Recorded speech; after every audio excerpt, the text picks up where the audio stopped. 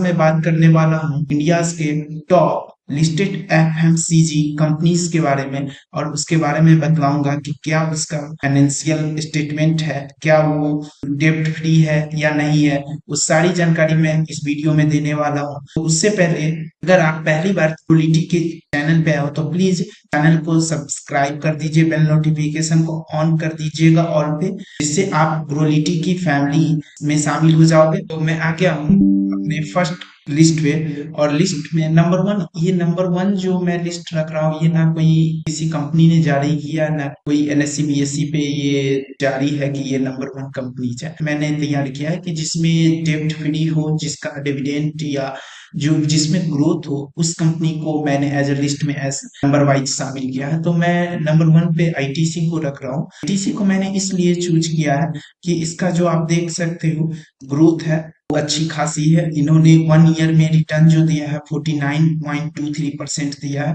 5 year returns भी देख सकते हो 30% है। और इसका जो देख सकते हो डिविडेंड यील्ड भी है वो अच्छी खासी है बाकी कंपनी से। तो इसमें आपको अच्छा खासा डिविडेंड भी मिल जाएगा। और इसका ग्रोथ देख सकते हो, इसका चार्ट आप देख सकते हो, जे कर्व की ओर है, मतलब अपसाइड। लेकिन इसमें यह है कि आपको लॉन्ग टर्म में इसका अच्छा बेनिफिट मिलता है आईटीसी में। अगर आप इसमें इन्वेस्टमेंट करते हो तो इसमें लॉन्ग टर्म के लिए कीजिए, और ये लार्ज कैप कंपनी है। इसकी बात करते हैं इसकी ब्रांड्स है। वो ब्रांड जैसे सनफीस्ट हो गया, आशीर्वाद हो गया, उसके बाद सेवलॉन है, उसके बाद होम लाइट्स है, उसके बाद फियामास है, वीवेल है, और सिगरेट्स, ये एक तंबाकू कंपनीज भी है। और एफएमसीजी और होटल और भी बहुत सारे सेक्टर में ऑपरेट करती है, एग्रीकल्चर में और पेपर कंपनीज में भी ऑपरेट करती है। अब इस पे कर्ज है या नहीं, वो मुद्दे की बात है। तो मुद्दे की बात पे चलते हैं। यहाँ पे देख सकते हो इसका जो लॉन्ग टर्म कर्ज है वो देख सकते हो 4.54 करोड़ है। लॉन्ग टर्म मतलब 10 साल 5 साल के लिए लोन होता है। उसके बाद इनका देख सकते हो जो लोन है वो बहुत ही कम है, मतलब ये तो कंपनी के लिए आम बात है चुकाना। उसके बाद शॉर्ट टर्म ब्राउजिंग देख सकते हो, ये जीरो था। इधर कंपनी ने 0.74 लाख रुपीज ही लिया है। उसके बाद कैश एंड कैश इक्विवेलेंट भी देख सकते हो कंपनी के पास 3800 है। उसके बाद मैं बात करता हूं आपको कैश रिजर्व एंड सरप्लस कितना है। तो कंपनी के पास देख सकते हो 58,850 रुपीज का करोड़ का सरप्लस है।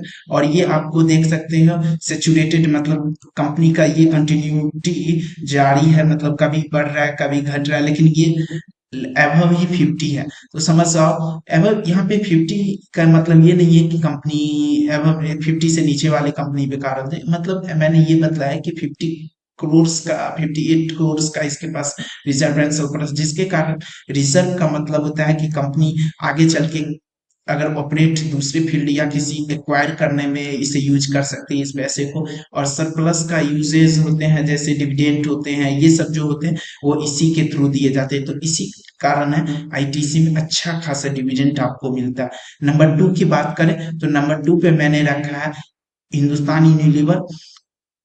तो मैं आपको बता दूं कि जैसे आईटीसी मैंने जिस भी कंपनीज को एफएमसीजी का लिया वो अपने अपने सेक्टर्स में, मतलब एफएमसीजी में भी सेक्टर्स होते हैं, उसमें वो उस सेक्टर को बहुत ज्यादा ही मतलब कैटर करते हैं, नंबर 1 2 के पोजीशन पे। जैसे आईटीसी की बात करें तो वो आपको हो गया जैसे बिस्किट्स हो गए, आटा हो गए, और भी बहुत सारे ब्रांड्स हैं, उसमें वो नंबर 1 पे है।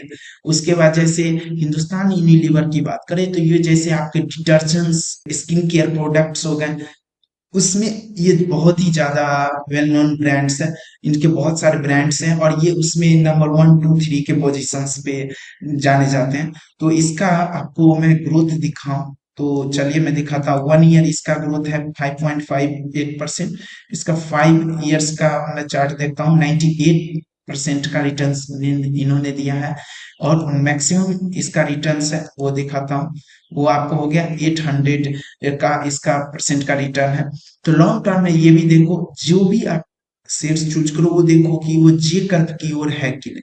मतलब ये नहीं है कि कंपनी में ग्रोथ है ही नहीं, आप डाउन साइड वाले शेयर्स में आप इंटर कर रहे हो और वो आगे चल के और धीरे धीरे उसका शेयर प्राइस नीचे ही चले जाए, तो वैसे आपको शेयर में इंटर नहीं करना है। मैं आगे चल के आपको शेयर कैसे पिक करें, अच्छे शेयर, उसके रिगार्डिंग मैं एक वीडियो बना के डाल दूंगा ताकि आप लोगों को प्रॉब्लम्स ना हो।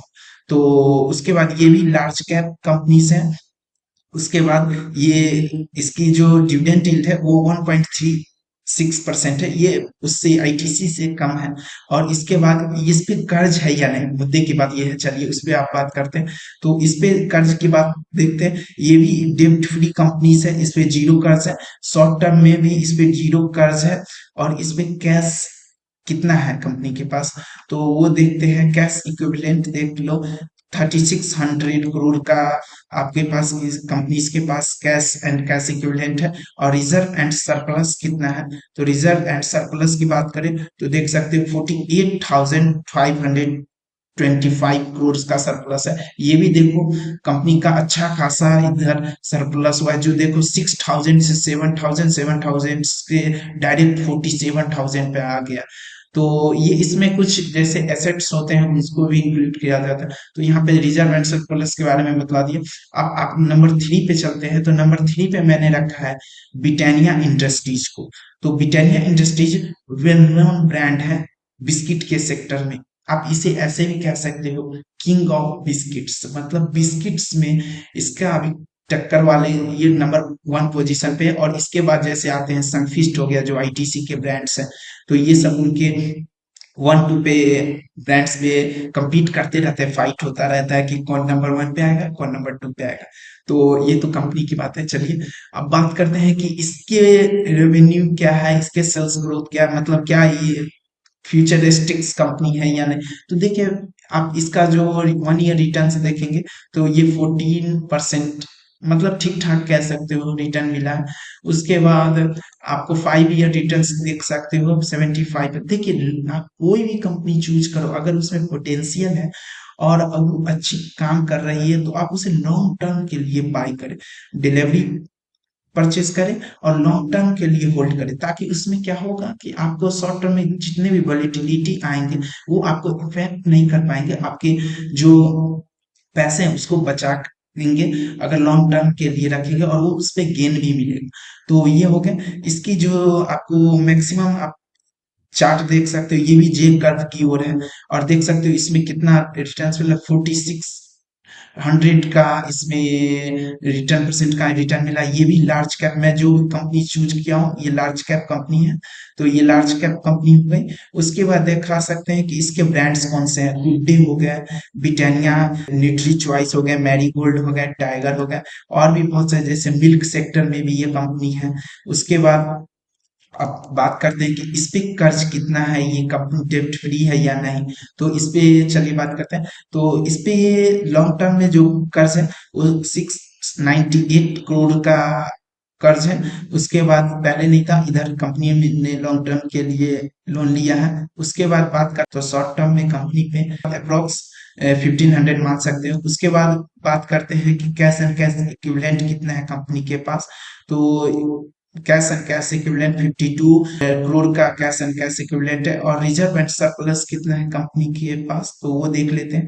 तो रिजर्व एंड सरप्लस है 2300 का सरप्लस है कंपनी इसके पास। नंबर 4 पे, तो नंबर 4 पे मैंने रखा है आपको नेस्ले इंडिया को। तो नेस्ले इंडिया को आप जानते ही होंगे, मैगी का ब्रांड आपने सुना होगा। तो मैगी उसके बाद आती है सेकेंड नंबर पे इस आईटीसी की यप्पी, सनफीस्ट यप्पी नूडल्स। तो ये दोनों ही फाइट होती रहती है, और भी बहुत सारे अब ब्रांड्स आ गए हैं।